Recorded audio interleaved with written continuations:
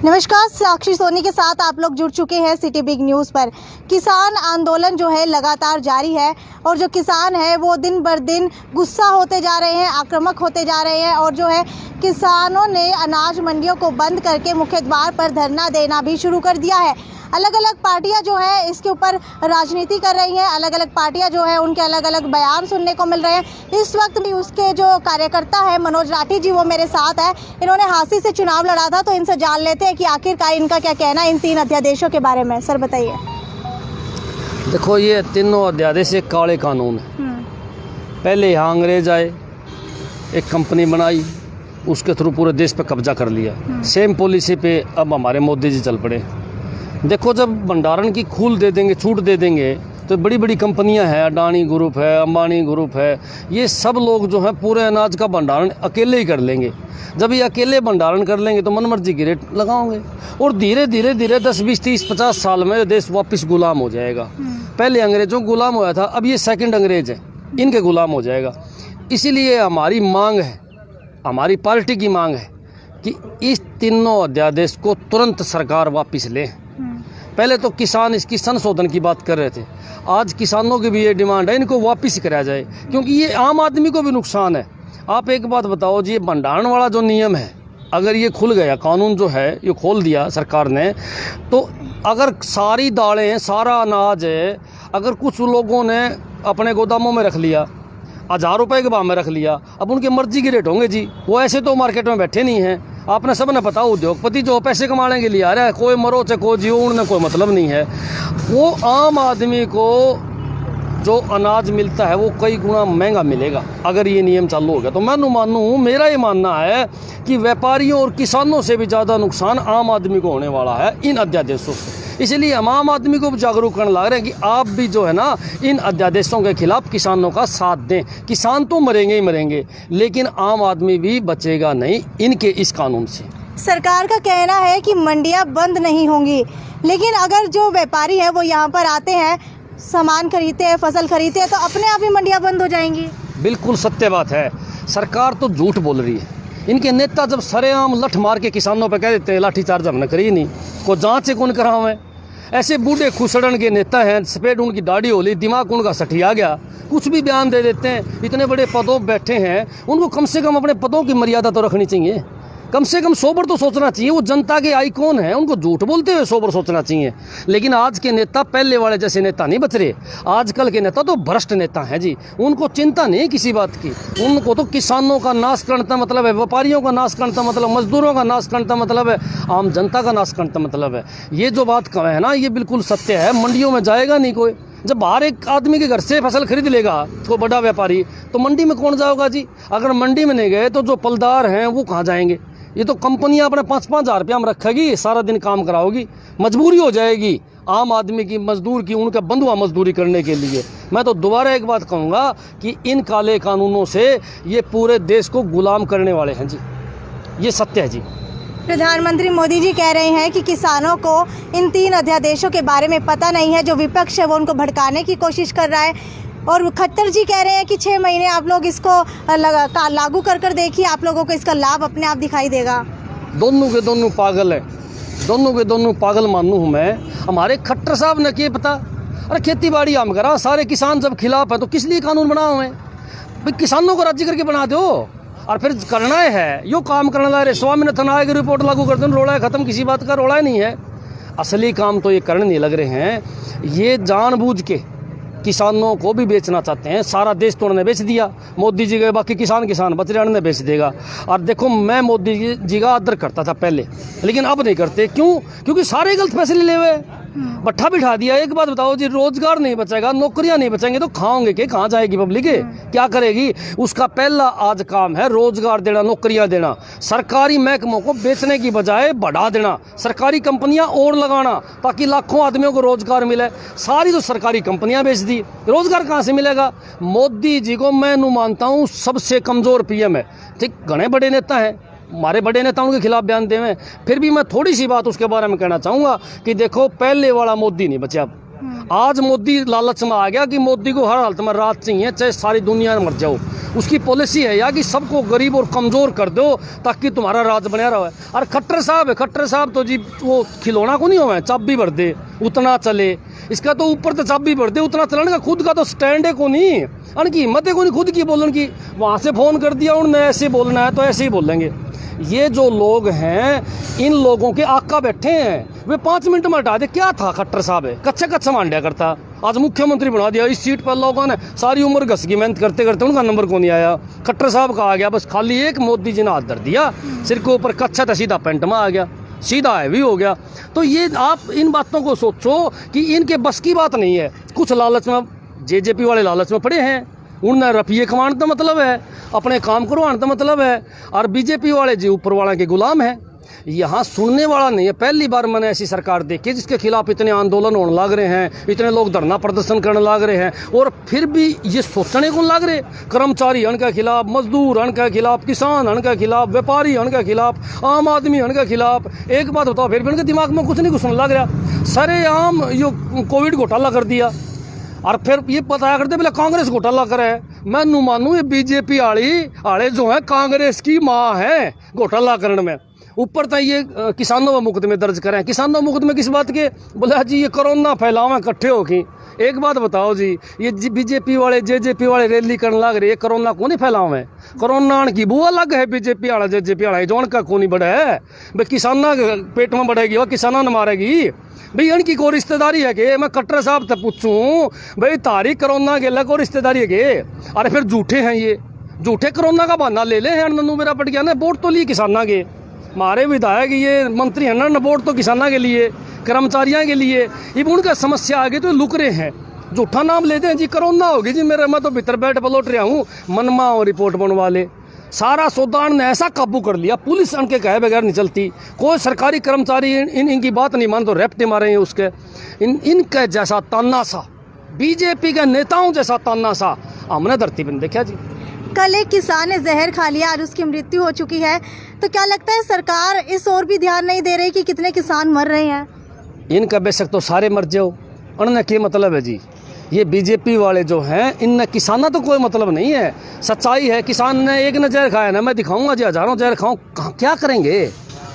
बाजरा 2021 का रेट है, सरकार देने लग रही, अब तक खरीद शुरू कौन करी? आधा बाजरा काट लिया किसानों ने, आधा बाजरा काट लिया, 1 तारीख से खरीद करेंगे। इतने लोग मोटे मोटे व्यापारी खरीद के अपना गोदाम में धर लेंगे, वो ही बेचेंगे। फिर मेरी गारंटी है, इनकी पॉलिसी यह है कि जो ये रेट देने लग रहे हैं, जिस तरह बाजरा का 2000 दें, इनकी पॉलिसी यह है ये कानून लागू करके और पिंड छुटवा लो अपना, तारा पेंडा छुट जा, कैसे न कैसे तारी परेशानी खत्म हो जा, व्यापारी जाने और ये जाने। 1000 रुपये बाजरा बिकेगा जी, कानून लागू हो गया तो मेरी गारंटी है। और 1000 रुपया में किसान के खाओगा? आप आइडिया लगा लो, अब सारी जनता आइडिया लगा लेगी जी क्या खाएगा। और मैं तो आम जनता से अपील करूँ, कल 20 तारीख के जूते मारो, रोड जाम कर दो, और जो आगे उनका लठ मारो।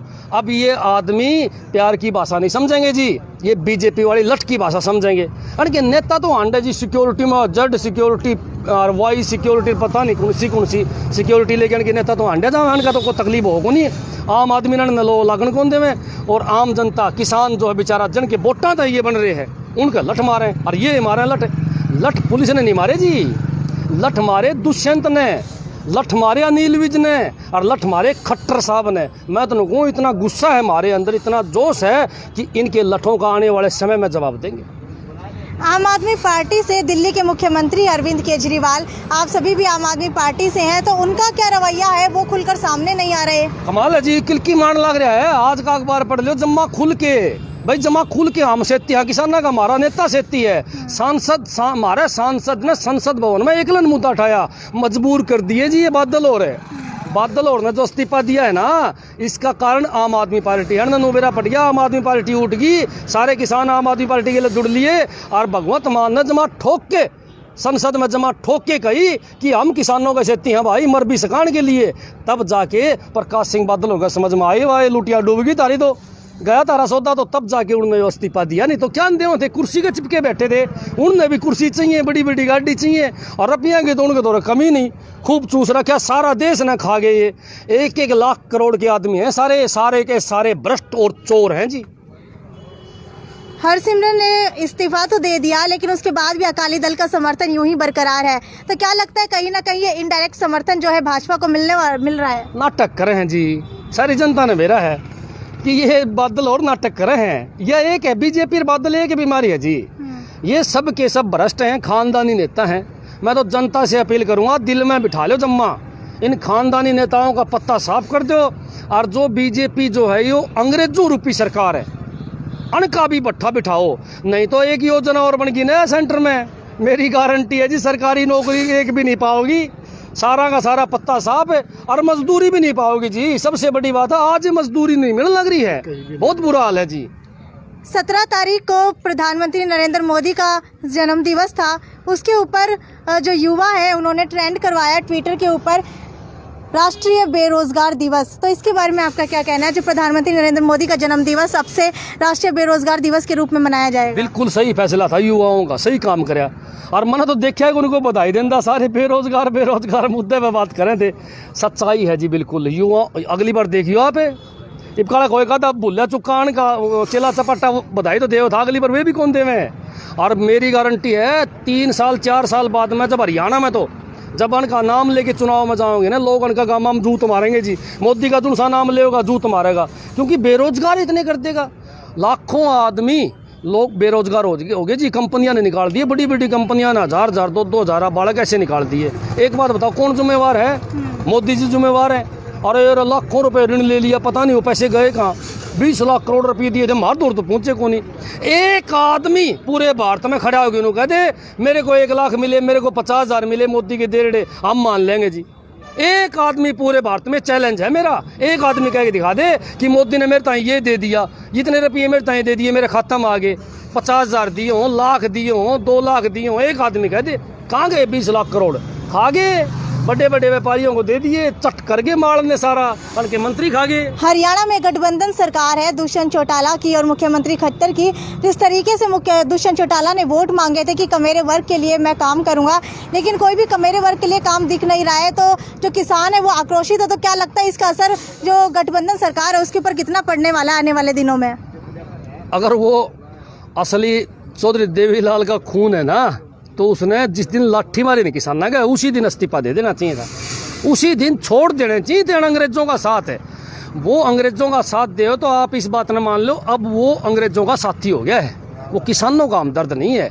और उसकी वो कमाल जिरपिए कमान खातर लाग रहा उड़े, और क्या मतलब होता उसका, क्या मतलब है जी उनके गिल है। उसकी विचारधारा मेल नहीं खाओ, को लेना न को देना नहीं, सिर्फ पैसे कमाने के लिए, अपना घर भरने के लिए बीजेपी को समर्थन देने लग रहा है। और मैं तो उसके अंधभक्तों को भी कहूँ, अरे मूर्खो, लालच में मत पड़ो कि किसान तुम्हारे बाप हैं, व्यापारी तुम्हारे सब कुछ हैं, हरियाणा की जनता तुम्हारे सब कुछ है। इनका साथ दो, छोड़ो इनको, ताकि इनका दिमाग ठिकाना आ जाए। आज अगर दुष्यंत इस्तीफा दे दे, हरियाणा में खट्टर सरकार नहीं बचेगी जी, मेरी गारंटी है। खट्टर सरकार हरियाणा में नहीं बचेगी तो मोदी सीधा हो जाएगा बिल्कुल। 100% मोदी इन काले कानूनों को वापस ले लेगा जी, 100% वापस ले लेगा। आज इन काले कानून जो पास होने लग रहे हैं, इसका 100% जिम्मेवार दुष्यंत चौटाला है जी। किसान जो कल रोड जाम करने वाले हैं, क्या उनका आप समर्थन करेंगे और कल शामिल होंगे उनके साथ? 100% शामिल होंगे जी। रोड जाम में सब अगला पासा लड़ लेगी पावांगे, सब अगला पासा लड़ लेगी पावांगे। या आर पार की लड़ाई है, मारेंगे या मर जाएंगे, या तो बीजेपी वाले रहेंगे या हम रहेंगे। हम कम से कम मर जाएंगे, पिंड तो छूट जाएगा, कम से कम हमारे आने वाली पीढ़ी का तो भला हो जाएगा। हम आर पार की लड़ाई के मूड में हैं। आम आदमी पार्टी का एक एक कार्यकर्ता कल किसानों के साथ खड़ा मिलेगा जी। सर, आप सीनियर एडवोकेट है, मैं आपसे जानना चाहूँगी कि इन 3 अध्यादेशों के बारे में आपका क्या कहना है? एक अच्छे एडवोकेट है, यहीं पर आप काम करते हैं, तो आप अच्छी तरीके से बता सकते हैं हमारे व्यूवर्स को, क्योंकि सरकार का कहना है कि किसानों को समझ नहीं आ रहा, तो इसीलिए वो उसके उसमें खड़े विरोध में है। सरकार किसानों को मूर्ख बना रही है। तीनों अध्यादेश इस देश के किसानों के, आम जनता के, मजदूर के, किसान के, हर एक के खिलाफ है ये।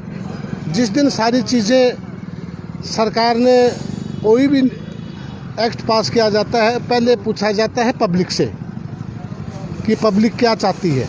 यहाँ इन्होंने पब्लिक से तो कुछ पूछा नहीं, इन्होंने सिर्फ उन कारपोरेट घरानों से पूछा है कि उनका फ़ायदा कैसे है।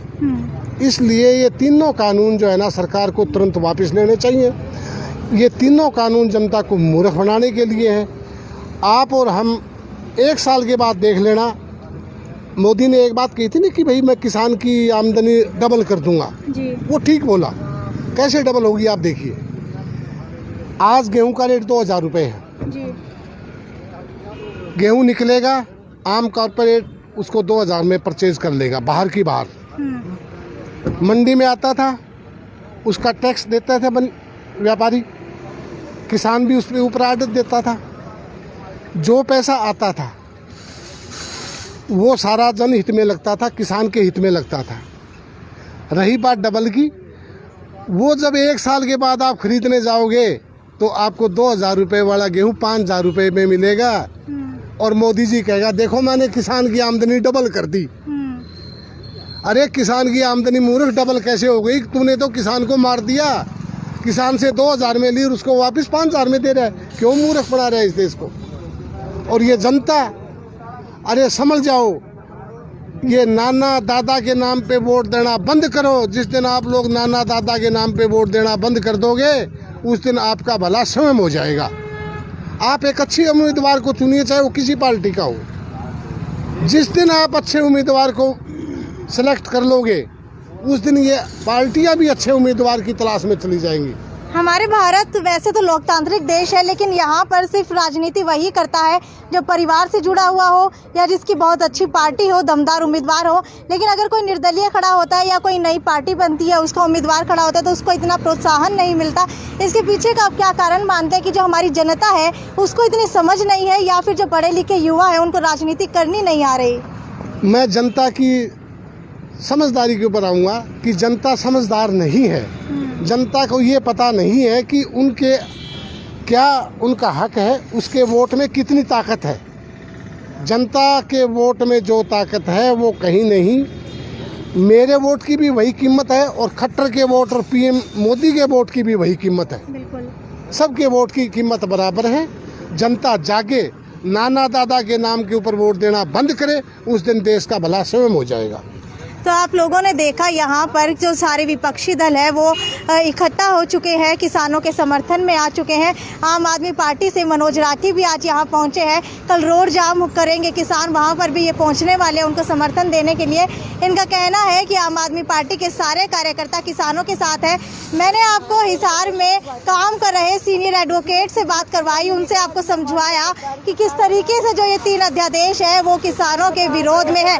सरकार चाहे कितना भी कह ले, लेकिन इनका कहना है कि जो मोदी सरकार है वो झूठ बोल रही है, मुख्यमंत्री जो है वो झूठ बोल रहे हैं। अब देखते हैं कि कल रोड जाम करेंगे, उसके बाद सरकार का क्या रवैया रहता है।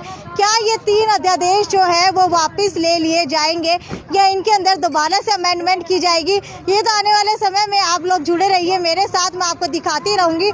सिटी बिग न्यूज़ की रिपोर्ट थी साक्षी सोनी के साथ, कैमरामैन हमारे संजय। नमस्कार।